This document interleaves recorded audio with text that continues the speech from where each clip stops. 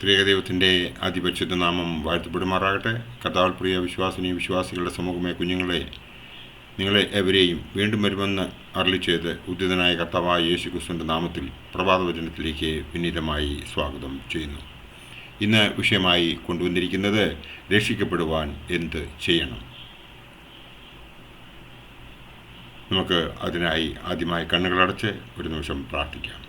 സ്വർഗപിതാവേ, കാരുണ്യവാനായ കർത്താവേ, ഇതേവരെ ഞങ്ങളെ കാത്തുരക്ഷിതനായി നിന്നെ ഞങ്ങൾ സ്തുതിക്കുന്നു. വരുവാനിരിക്കുന്ന ഓരോ നിമിഷങ്ങളിലും കർത്താവേ, നിൻ്റെ കാവലും കോട്ടയും ഞങ്ങളുടെ എല്ലാ പ്രവർത്തന മേഖലകളിലും ഉണ്ടായിരിക്കുമാറാകണമേ.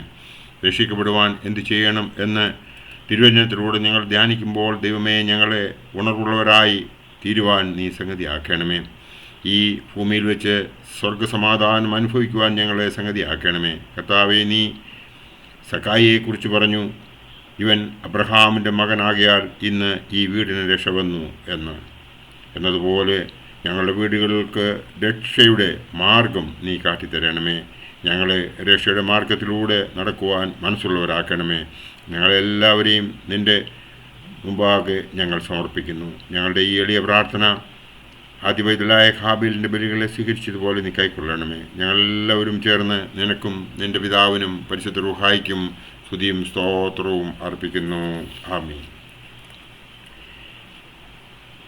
ഈ ലോകത്തിൽ പ്രശ്നങ്ങളും ആകുലതകളും നിറഞ്ഞ സാഹചര്യത്തിൽ മനുഷ്യന് നന്മ ലഭിക്കണമെങ്കിൽ രക്ഷിക്കപ്പെടുവാൻ തയ്യാറാകണം എന്നുള്ളത് നമുക്ക് ഏവർക്കും അറിയാം.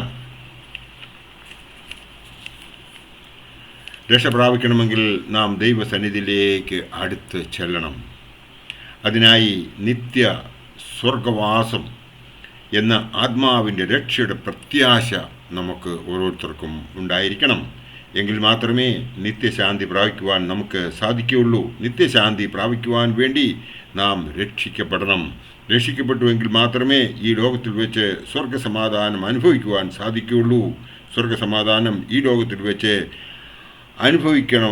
അനുഭവിക്കുന്ന വ്യക്തിക്ക് മരണാനന്തരം നിത്യ സ്വർഗം ലഭിക്കും.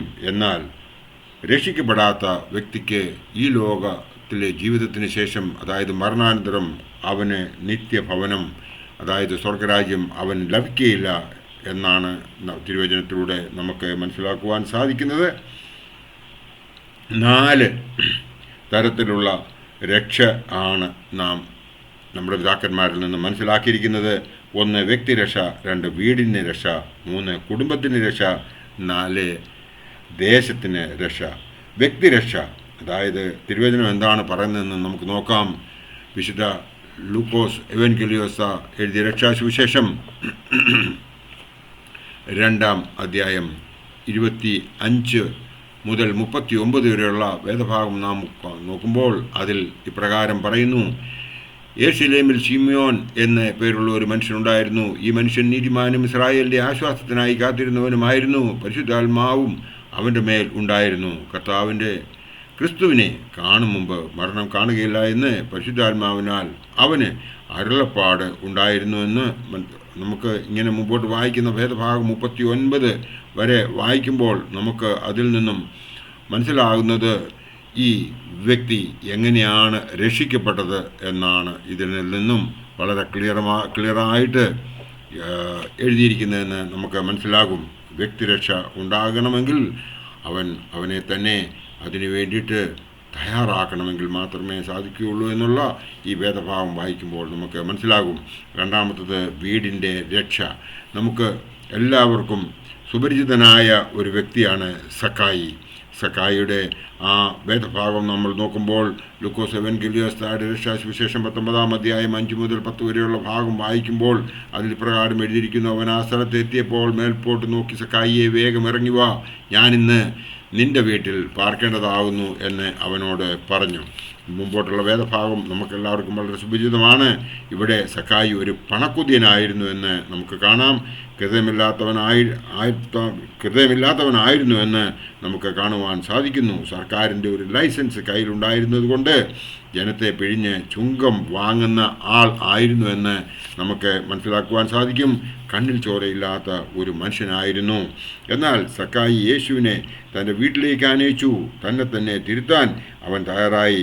അവൻ്റെ വീടിന് രക്ഷയുണ്ടായി എന്ന് നാം ഈ വേദഭാഗത്തു നിന്ന് മനസ്സിലാക്കുവാൻ സാധിക്കുന്നു.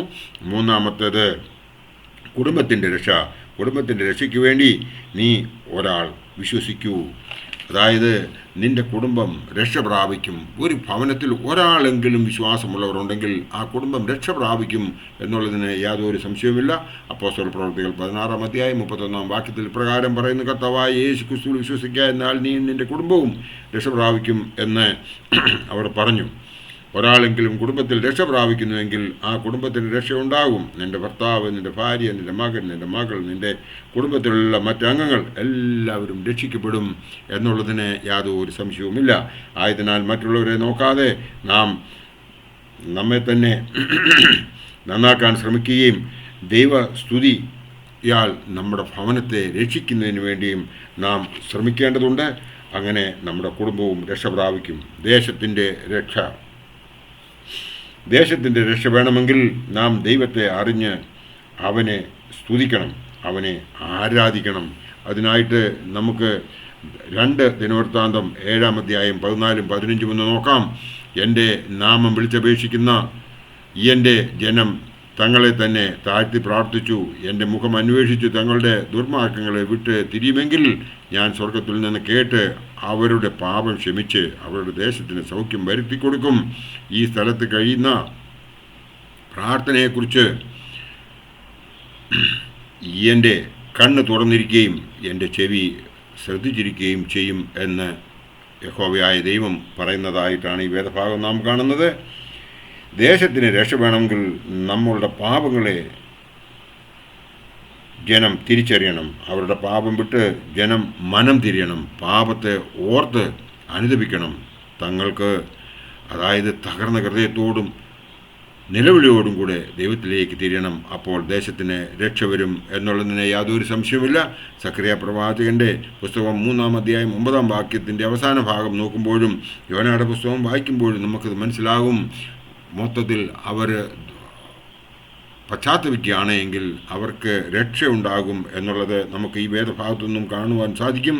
നാം നമ്മെ തന്നെ തിരുത്തിയാൽ ദൈവം നമ്മുടെ ദേശം രക്ഷിക്കും എന്നുള്ളതിന് യാതൊരു സംശയവുമില്ല. രക്ഷ പ്രാപിച്ചവർക്കായി തിരുവചനം എന്താണ് പറയുന്നതെന്ന് നമുക്കൊന്ന് നോക്കാം. അവൻ്റെ അടിപ്പിണരുകളാൽ നമുക്ക് സൗഖ്യം വന്നുമിരിക്കുന്നു എന്ന് യെശയ്യാ പ്രവചനത്തിൽ 53-ാം അധ്യായം 5-ാം വാക്യത്തിൽ പറയുന്നു. അവൻ തൻ്റെ ജനത്തെ അവരുടെ പാപങ്ങളിൽ നിന്നും രക്ഷിപ്പാനിരിക്കൊണ്ട് നീ അവന് യേശു എന്ന് പേർ ഇടണം എന്ന് മത്തായി ശ്ലീഹായുടെ രക്ഷാസുവിശേഷം 1-ാം അധ്യായം 21-ാം വാക്യത്തിൽ പറയുന്നതായി നമുക്ക് കാണാം. യഹോവ തൻ്റെ ജനത്തിൽ പ്രസാദിച്ചിരിക്കുന്നു. താഴ്മയുള്ളവരെ അവൻ രക്ഷ കൊണ്ട് അലങ്കരിക്കും. 149-ാം സങ്കീർത്തനം 4-ാം വാക്യത്തിൽ ഇപ്രകാരം പറഞ്ഞിരിക്കുന്നു. ഇത്ര വലിയ രക്ഷ നാം ഗണ്യമാക്കാതെ പോയാൽ എങ്ങനെ തെറ്റി ഒഴിയുമെന്ന് എബ്രായർക്കെഴുതിയ ലേഖനം 2-ാം അധ്യായം 4-ാം വാക്യത്തിൽ പറയുന്നു. അവസാനത്തോളവും സഹിച്ചു നിൽക്കുന്നവൻ രക്ഷിക്കപ്പെടും. മർക്കോസ് എവൻഗേലിയോസ്ത എഴുതിയ സുവിശേഷം 13-ാം അധ്യായം 13-ൽ ഇപ്രകാരം പറയുന്നുണ്ട്. ഭയത്തോടും വിറയലോടും കൂടെ നിങ്ങളുടെ രക്ഷയ്ക്കായി പ്രവർത്തിപ്പീൻ. ഫിലിപ്പിയർ 2:12 ഇത് പറയുന്നു. നമുക്കേവർക്കും ഉള്ള യഥാർത്ഥ പ്രശ്നം എന്ന് പറയുന്നത് യാക്കോബ് ശ്ലീഹ വളരെ ക്ലിയറായിട്ട് തൻ്റെ പൊതുവിനെഴുതിയ ലേഖനത്തിൽ പറയുന്നുണ്ട്. പൊതുവിനെഴുതിയ ലേഖനം 1-ാം അധ്യായം 23-24 ഇപ്രകാരം പറയുന്നു.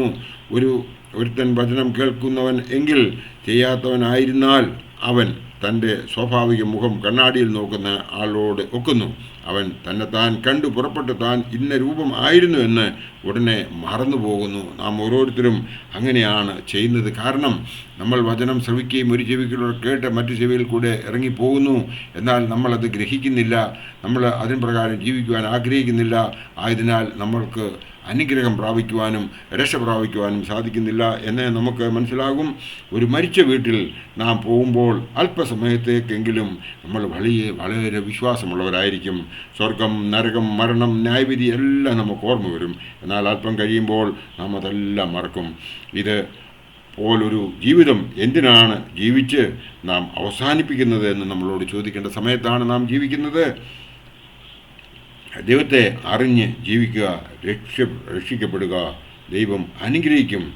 നമ്മെ ദൈവം അനുഗ്രഹിക്കട്ടെ എന്ന് പ്രാർത്ഥിക്കുന്നു. എൻ്റെ വാക്കുകൾ ഇവിടെ ഉപസംഹരിക്കട്ടെ. നന്ദി, നമസ്കാരം.